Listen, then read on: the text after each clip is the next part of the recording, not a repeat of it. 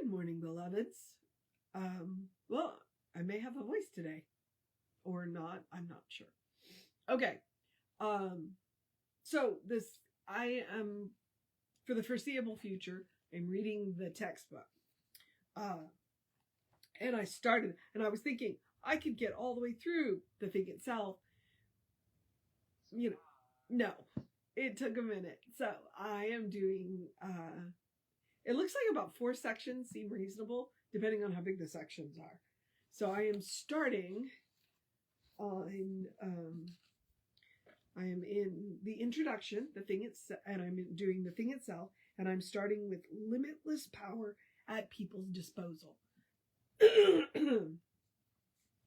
Hopefully I can finish it this time. So, limitless power at people's disposal is where I'm starting in the thing itself, in the Science of Mind text.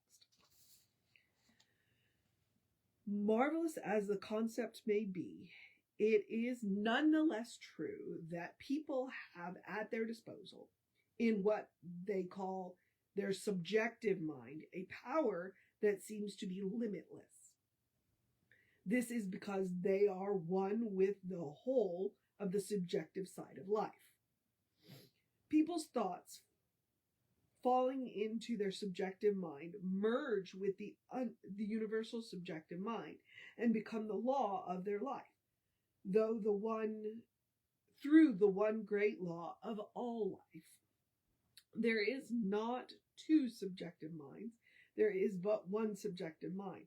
And what we call our subjective mind is really the use we are making of the one law. Each individual maintains their identity in law through their personal use of it, and each is drawing from life what they think into it. To learn how to think is to learn how to live, for our thoughts go into a medium that is infinite in its ability to do and to be. People, by thinking, can bring into their experience whatsoever they desire, if they think correctly, and become a living embodiment of their thoughts. This is not done by holding thoughts, but by knowing the truth. Within us, then, there is a creative field which we call the subjective mind. Around us, there is a creative field that we call subjective. One is universal and the other is individual. But in reality, they are one. There is one mental law in the universe, and where we use it, it becomes our law because we have individualized it. It is impossible to plumb the depths of the individual mind, because the individual mind is really not individual, but is individualized. Behind the individual is the universal, which has no limits. In this concept alone lies the possibility of eternal and endless expansion. Everyone is universal on the subjective side of life, and an individual only at the point of conscious perception. The riddle is solved, and we may all use the creative power of the universal mind every time we use our own mind. All thought is creative. Since this is true, it follows that we cannot say that one thought is creative while another is not. We must say that all thought is creative, according to the nature, impulse, emotion, or conviction behind the thought. Thought creates a mold in the subjective in which the idea is accepted and poured, and sets power in motion in accordance with thought. Ignorance of this excuses no one from the effects, for we are dealing with law and not with whimsical fancy. The conscious mind is superior to the subjective and may consciously use it. Great as the subconscious is, its tendency is set in motion by the conscious thought, and in this possibility lies the path to freedom. The karmic law is not kismet. It is not fate, but cause and effect. It is a taskmaster to the unwise, a servant to the wise. The road to freedom is not mysterious. Experience has taught us that the subjective tendency of this intelligent law of creative force may consciously be directed and definitely used. This is the greatest discovery of all time. There is no mystery here, but a profound fact and a demonstrable one. The road to freedom lies not through mysteries or occult performances, but through the intelligent use of nature's forces and laws. The law of mind is a natural law in the spiritual world. But what do we mean by the spiritual world? We mean the world of conscious intelligence. The subjective is a world of law and of mechanical order in our lives. It is largely a reaction, an effect, a way. It is never a person, though it often appears to act as though it were one. Right here are many completely misled, mistaking subjective impulses for actual personalities. This, however, is a field of investigation not fully to be considered here. The simplest way to state the proposition is to say that we have a conscious mind that operates within a subjective field, which is creative. The conscious mind is spirit. The subjective mind is law. One is complement of the other, and no real individuality could be expressed without a combination of both.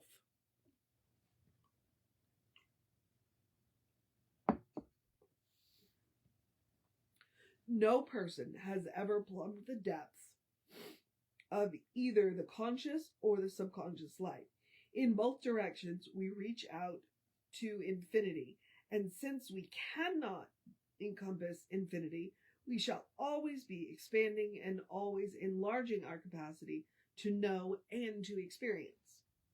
We need not ask why these things are so. There can be no reason given as to why the truth is true. We do not create laws and principles, but discover and make use of them. Let us accept this position relative to the laws of mind and spirit and see what we can do with them, rather than how we may contradict the inevitable. Our mind and spirit is our echo of the eternal thing itself, and the sooner we discover this fact, the sooner we shall be made free and happy. The universe is filled with spirit and filled with law. One reacts to the other. We are spirit and we are law. The law of our life reacts to our spirit or material concepts and builds and rebuilds according to our beliefs and faiths.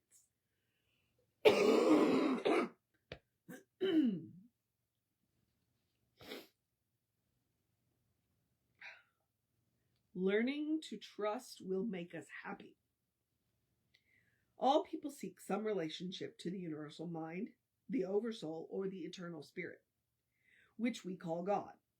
The life reveals itself to whomever is receptive to it, that we are living in a spiritual universe, which includes material or physical universe, has been a conclusion of the deepest thinkers of every age. That this spiritual universe must be one of pure intelligence and perfect life, dominated by love, by reason, and by the power to create, seems an inevitable conclusion. There is a power in the universe that honors our faith in it. There is a law in the universe which extracts the utmost farthing. We all wish to feel that the power behind everything is good as well as creative, an eternal and changeless intelligence in which people live, move, and have their being. Intuitively, we sense that every person in their native state is some part of some part or manifestation of this eternal principle, and that the entire problem of limitation, evil, suffering, and uncertainty is not God ordained, but is the result of ignorance. It has been written that the truth shall make us free, provided we know the truth, and we note that the evolution of people's consciousness brings with it the acquisition of new powers and higher possibilities.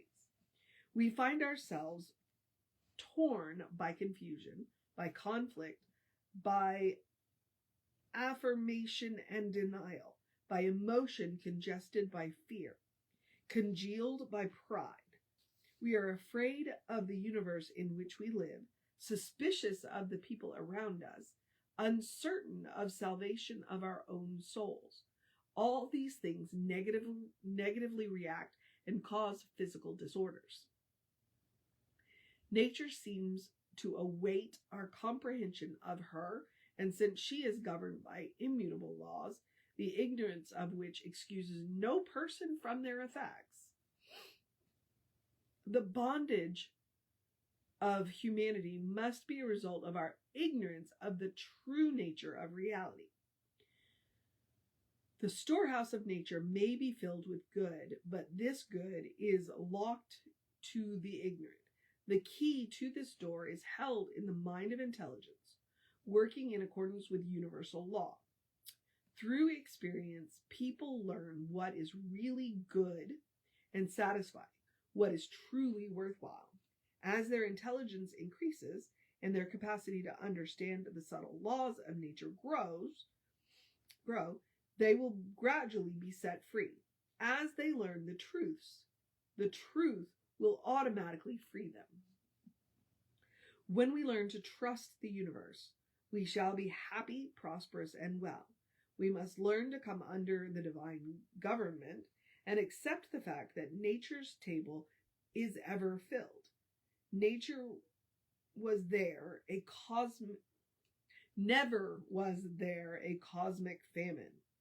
The finite alone has wrought and suffered. The infinite has stretched in smiling repose. Side note, that's Emerson. God is always God. No matter what our emotional storm or what our objective situation may be, there's always something hidden in the inner being that has never been violated. We may stumble, but always there is the eternal voice forever whispering within our ear, that thing which causes the eternal quest, that thing which forever sings and sings. Divine nature is in every person. This is the thing itself. Briefly, let us recapitulate. There is that within every individual which partake of the nature of the universal wholeness, and insofar as it operates, is God. That is the meaning of the word Emmanuel, the meaning of the word Christ. There is that within us which partakes of the nature of the divine being, and since it partakes of the nature of the divine being, we are divine. It reacts to us according to our belief in it, and it is an immutable law subject to the use of the least among us, no respecter of persons. It cannot be bound. Our soul will never change or violate its own nature. All the denying of it will never change it. All the affirming of it will never make it any more than it is. But since it is what it is and works in the way it works, it appears to each through their belief. It is done unto each one of us as we believe. We will say, then, that in spirit, a person is one with God. But what of the great law of the universe? If we really are one with the whole, we must be one with the law of the whole as well as one with the spirit of the whole. If we try to find something difficult to grasp, then we shall never grasp it. because we shall always think of it as being incomprehensible. The mind, which we discover within us, is the mind that governs everything. This is the thing itself, and we should recognize its simplicity. And that is the thing itself. And we will start with the way it works tomorrow. So I will see you tomorrow. Just programming note, let you know that we are Creative Life Spiritual Center, Creative Life Spark. I'm the running Rev Ryan on the social medias that I am on. If you want to know what's going on with the center, please feel free to email info@creativelife.org. That will get you on the constant contact, or you can go to creativelife.org. That is our website.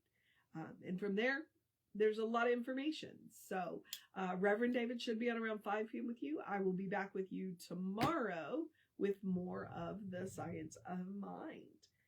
We will get into how to use it. So have a great day, a wondrous day, a fantastic day, a magical day, an enchanted day, a wonderful day, an awesome day, an amazing day, a go dance in the rain day, a stay away from the lightning day, a enjoy your rest day, a take care of business day, a good day. If that's too much pressure, simply have a day. You are enough just as you are. You are a beloved expression of the divine. You are a brilliant light, a divine spark. You are spirit in motion. You are God in action. Or as Reverend Jesse likes to call us, you are godly. All right, beloveds. Thank you very much. I will see you next time.